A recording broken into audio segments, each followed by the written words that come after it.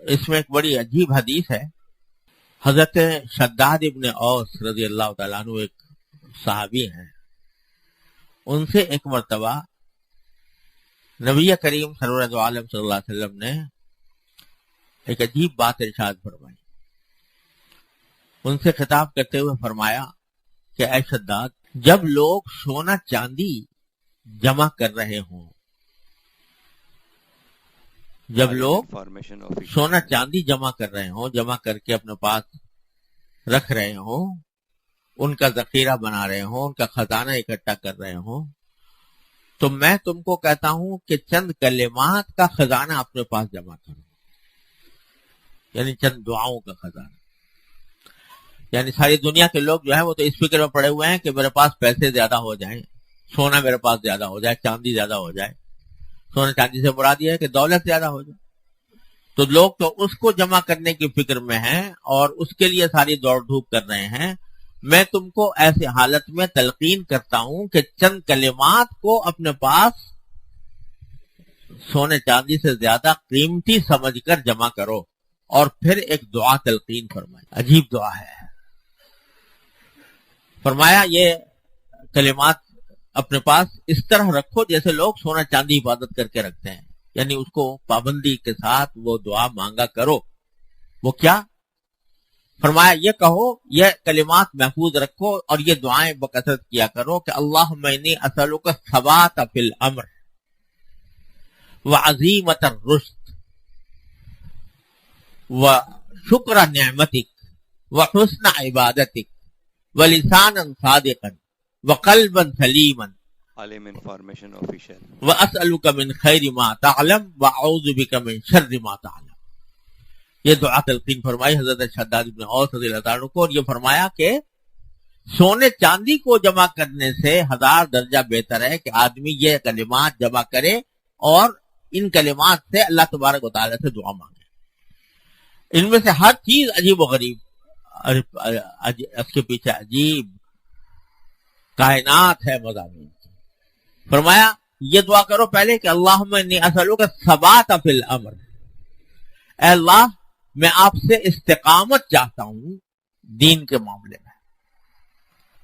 اللہم انی اسألک الثبات فی الامر، میں آپ سے دین کے معاملے میں استقامت چاہتا ہوں، یعنی اس دین کے اوپر قائم رہوں اور لوگوں کے کہنے سننے کی پرواہ نہ کروں، صرف آپ کی رضا کی خاطر میں اس دین کو اختیار کروں اور کتنے ہی مخالفتوں کے طوفان سامنے آ جائیں اس سے میں ہٹوں نہیں.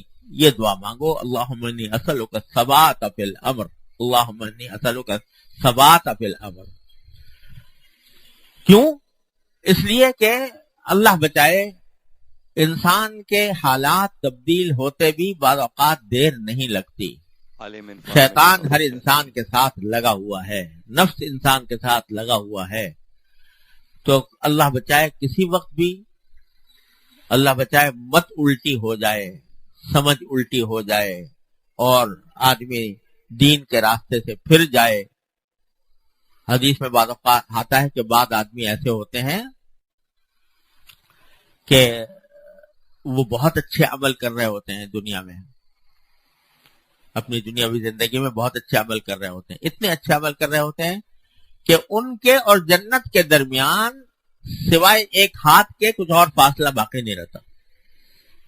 یعنی بالکل جنت کے قریب پہنچ گئے ہوتے ہیں اپنے نیک عمل کی وجہ سے.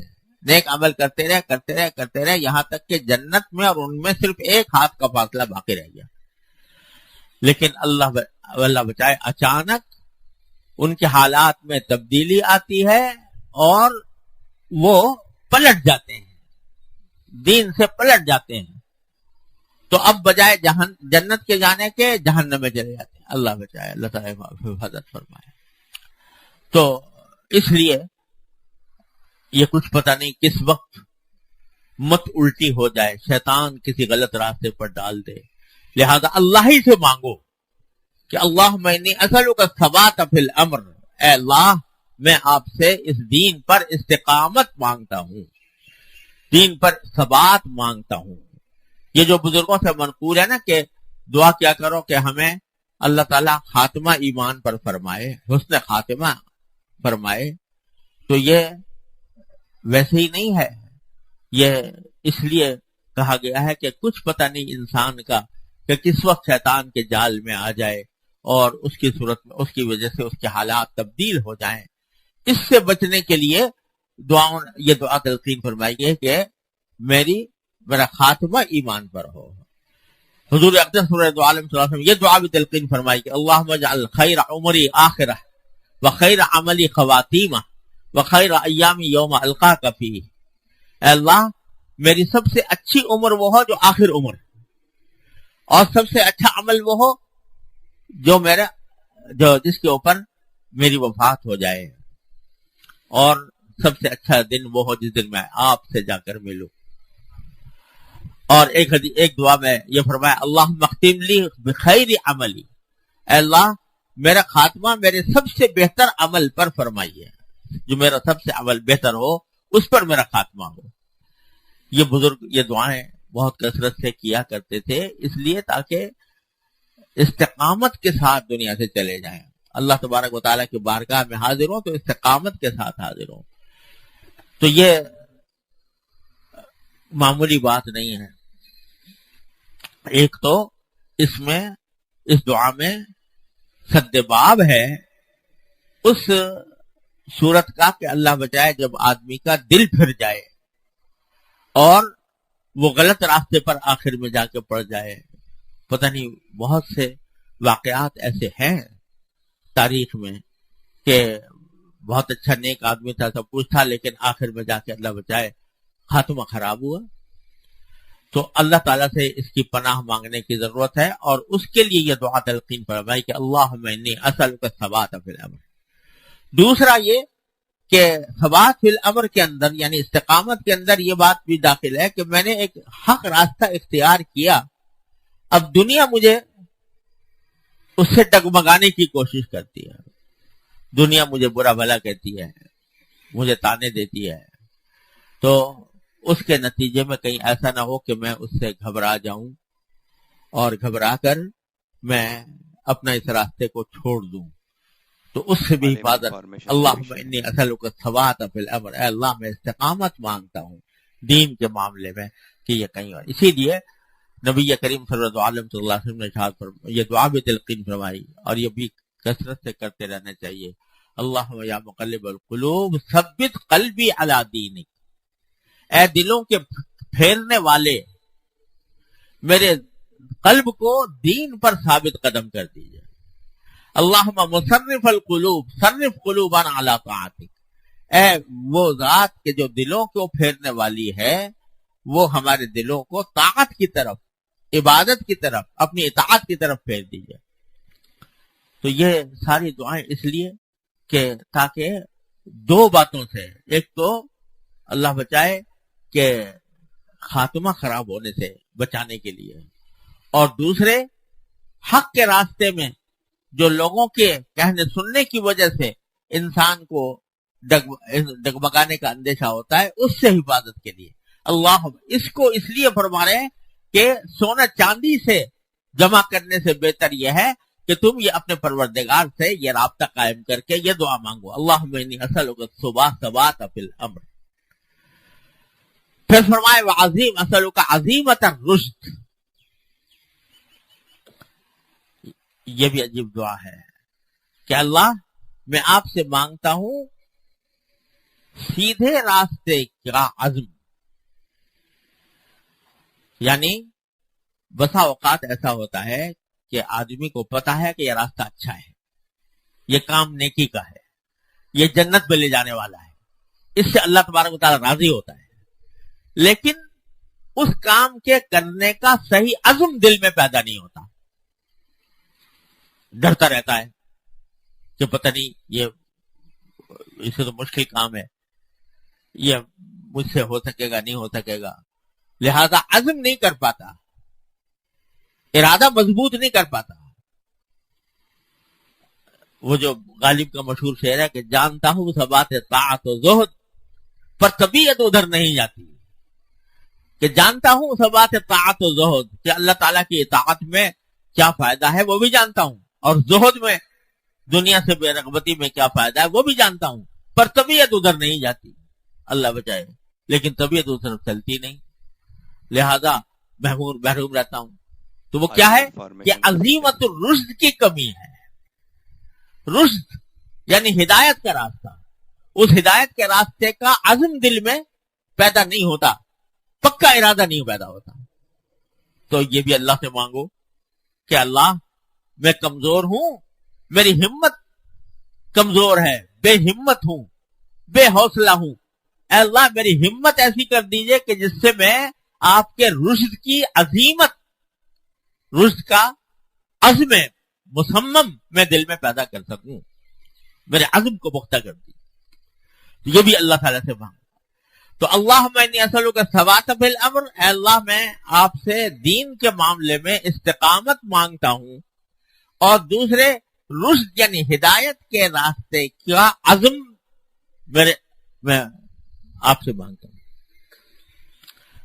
اب دیکھو تلقین سرکار دو عالم صلی اللہ علیہ وسلم یہ فرما رہے ہیں کہ اکثر و بیشتر یہ ہوتا ہے، ہم سب میں ہوتا ہے کہ ایک راستہ پتا ہے یہ سیدھا راستہ ہے، پتا ہے کہ یہ ثواب کا راستہ ہے، پتا ہے کہ یہ جنت میں لے جانے والا ہے، پتا ہے کہ یہ اللہ تعالیٰ کو کی خوشنودی والا راستہ ہے، لیکن ہمت نہیں ہو رہی، ہمت پوری نہیں ہو رہی اس کام کو کرنے کی، اور اس کی وجہ سے آدمی کرنے سے معذور۔ بکثرت میرے پاس بھی خطوط آتے ہیں لوگوں کے، لوگ زبان سے بھی کہتے ہیں کہ ہم نے معمولات تو مقرر کر لیے ہیں مگر وہ ہو نہیں پاتے، ناغا ہو جاتا ہے، سستی آ جاتی، کاہلی ہو جاتی، ہو نہیں پاتے ہیں۔ یہ کیا ہو رہا ہے؟ عظیمت الرشد کی کمی ہے، بے ہمت ہے۔ تو سرکار دو عالم صلی اللہ علیہ وسلم فرما رہے ہیں کہ جب یہ صورتحال ہو تو وہ ہمت بھی اللہ سے مانگو، ہمت بھی اللہ سے مانگو، اے اللہ اپنی رحمت میں بے ہمت ہوں، ہمت عطا فرما دیجیے، میں بے حوصلہ ہوں، حوصلہ عطا فرما دیجیے، یہ بھی اللہ سے مانگو۔ عالم انفارمیشن آفیشر، میں نے اپنے والد ماجد قدس اللہ تعالیٰ سرہ سے سنا کہ ایک مرتبہ حضرت حکیم الامت مولانا شبیر صاحب تھانوی رحمۃ اللہ علیہ مجلس میں یہ بیان فرما رہے تھے کہ اللہ تبارک و تعالیٰ سے مانگنے والا چاہیے، اللہ تعالیٰ کے ہاں دینے میں کوئی کمی نہیں ہے، اللہ تعالیٰ کے ہاں دینے میں کوئی کمی نہیں، مانگنے والا چاہیے، کوئی جو ناشنا سے ادا ہو تو کیا علاج، ان کی نوازشوں میں تو کوئی کمی نہیں، وہ تو دینے والے ہیں اور دیتے ہیں، لیکن مانگنے والا چاہیے۔ اور اسی میں فرمایا کہ جھولی پھیلانے والا چاہیے، وہ جو سائل ہوتا ہے نا وہ جھولی پھیلاتا ہے، تو جھولی پھیلانے والا چاہیے، جو کوئی جھولی پھیلائے گا اللہ تبارک و تعالیٰ ضرور عطا فرمائیں گے اس کو۔ تو حضرت خواجہ مجذوب صاحب رحمۃ اللہ علیہ حضرت کے خاص خلفاء میں سے تھے، وہ بیٹھے ہوئے تھے، تو وہ پوچھنے لگے کہ حضرت آپ نے فرمایا کہ جھولی پھیلانے والا چاہیے، کسی کے پاس جھولی ہی نہ ہو تو کیا کرے؟ کسی کے پاس جھولی ہی نہ ہو تو کیا کرے؟ تو حضرت نے فرمایا جھولی بھی انہی سے مانگے، یا اللہ میرے پاس جھولی بھی نہیں ہے، آپ اپنے رحمت سے جھولی عطا فرما دیجئے، تو جھولی بھی ان سے مانگے۔ یعنی کسی کو اگر مانگنے کا سلیقہ نہیں آتا، مانگنے کی کا طریقہ اس کے پاس نہیں ہے، تو اس مانگنے کی صلاحیت بھی اللہ تعالیٰ سے مانگے کہ اللہ مجھے تو مانگنا بھی نہیں آتا، مجھے مانگنا بھی سکھا دیجئے۔ اللہم انی اسألک خیر المسئلہ وخیر الدعاء، سرکار دو عالم صلی اللہ علیہ وسلم تلقین فرمائی، اے اللہ میں آپ سے اچھی دعائیں مانگتا ہوں، اچھی دعا کرنے کا سلیقہ مانگتا ہوں، اچھی دعائیں میرے دل پہ القاء فرما دیجئے کہ میں وہ اچھی دعائیں مانگوں۔ تو عالم انفارمیشن در حقیقت جو مایوسی کا کوئی راستہ نہیں ہے، نہ مایوسی کا کوئی راستہ ہے، نہ کوئی بہانہ کارآمد ہے. ارے ہمت نہیں ہے، ہمت بھی مانگو اللہ میاں سے. دعا کرنے کا سلیقہ نہیں ہے، دعا کرنے کا سلیقہ بھی مانگو اللہ میاں سے. تو اسألک عزیمت الرشد میں یہی تلقین فرمائی کہ اگر تمہارے دل میں ہمت نہیں پیدا ہو رہی تو ہمت بھی انہی سے مانگو. اور اللہ تبارک و تعالیٰ پھر اگر سچے دل سے مانگو گے تو اللہ تبارک و تعالیٰ ضرور انشاءاللہ عطا فرمائیں گے. اور اگر بالفرض نہ بھی ملی تو آخرت میں اللہ میں سے کہہ تو سکو گے کہ یا اللہ میاں میں نے تو آپ سے مانگی تھی، اب مجھ سے مواخذہ نہ فرمائیے گا، اب مجھ سے مواخذہ نہ فرمائیے. ہمارے تو تھے یہ دعا کر لیا کرو، یا اللہ مجھے یا تو یہ سیدھا راستہ دکھا دیجئے، اس کے اوپر عمل کرا دیجئے، ورنہ پھر مجھ سے مواخذہ نہ فرمائیے گا، مجھ سے گرفت نہ فرمائیے. تو اسألک عزیمت الرشد، اے اللہ میں آپ سے رشد کا عزم مانگتا ہوں کہ میرے دل میں وہ عزم پیدا ہو جائے، رشد کے کام کرنے کا عزم پیدا ہو جائے، وہ بھی میں آپ سے مانگتا ہوں. میں تو کمزور ہوں اور میرے ارادے بھی کمزور، میری ہمت بھی کمزور، میرے حوصلے بھی کمزور، لیکن اللہ آپ کے قبضے قدرت میں سب کچھ ہے. مجھے عزم بھی عطا فرما دیجئے، مجھے میرے ارادوں میں پختگی بھی عطا فرما دیجئے اور مجھے اس سیدھے راستے پر لے گا. میرے حضرت ایک بات فرمایا کرتے تھے کہ ذرا یہ تصور کرو کہ میدان حشر میں اللہ تبارک و تعالیٰ کے سامنے کھڑے ہو اور سوال و جواب ہو رہا ہے. تو جب یہ پوچھا جاتا ہے کہ بھئی تم نے میرے دین کے اوپر پوری طرح کیوں عمل نہیں کیا تھا، یا فلاں تم سے گناہ کیوں سرزد ہوا تھا، یا فلاں دین کے خلاف کام کیوں ہوا تھا، تم اس کے جواب میں اگر یہ کہو یا اللہ میاں آپ نے مجھے پیدا ہی ایسے زمانے میں کیا کہ چاروں طرف فسق و فجور کا بازار گرم تھا، آنکھوں کو پناہ نہیں ملتی تھی، اور چاروں طرف کا ماحول ایسا تھا کہ جو دین سے دور لے جانے والا تھا. اگر آپ مجھے کہیں صحابہ کرام کے دور میں پیدا کیا ہوتا تو میرے لیے آسان ہو جاتا عمل کرنا، لیکن آپ نے پیدا کیا 20ویں صدی میں، 21ویں صدی میں، جس میں کہ چاروں طرف فسق و فجور کا بازار گرم ہے. تو میں کیا کرتا، میں جس طرح ساری دنیا جا رہی تھی میں بھی حساب چلا گیا. اگر تم یہ جواب دو، اس کے جواب میں اللہ تبارک و تعالیٰ فرمائے کہ یہ بتاؤ کہ کیا اس دور کے اندر بھی تمہیں دین پر کاربند کر دینا میری قدرت سے باہر تھا؟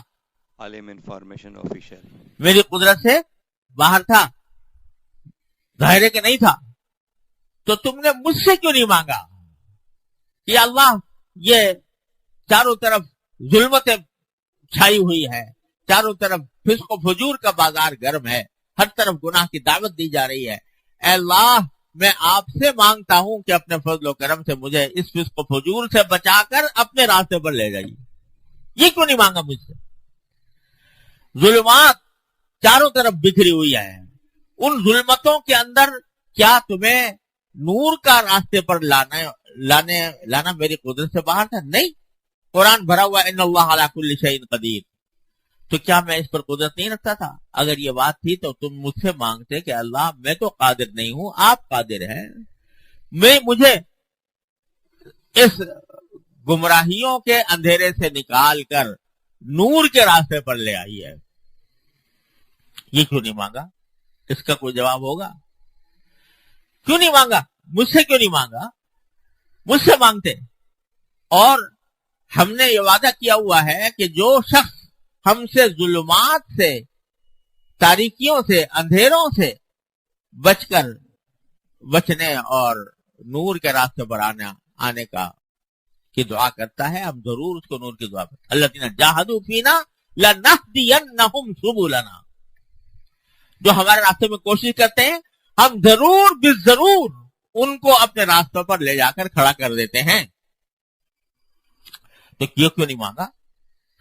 تو اس وقت تمہارے پاس کوئی جواب نہیں. لہذا اگر بچنا چاہتے ہو آخرت کے عذاب سے تو کم از کم اس کو اپنا وظیفہ اور معمول بناؤ کہ اللہ تعالی سے مانگو، یا اللہ ظلمتیں بکھری ہوئی ہے، گمراہیاں ہیں، فسق و فجور ہے، اے اللہ اپنے فضل و کرم سے مجھے اس سے بچا لیجئے، میرے دل میں عزم اس سے بچنے کا پیدا فرما دیجئے اور مجھے اس سے محفوظ فرما دیجئے. یہ دعا مانگو اللہ تبارک و تعالیٰ. اور ہم حضرت یہ بھی فرماتے تھے قرآن کریم میں اللہ تعالیٰ نے فرمایا ہے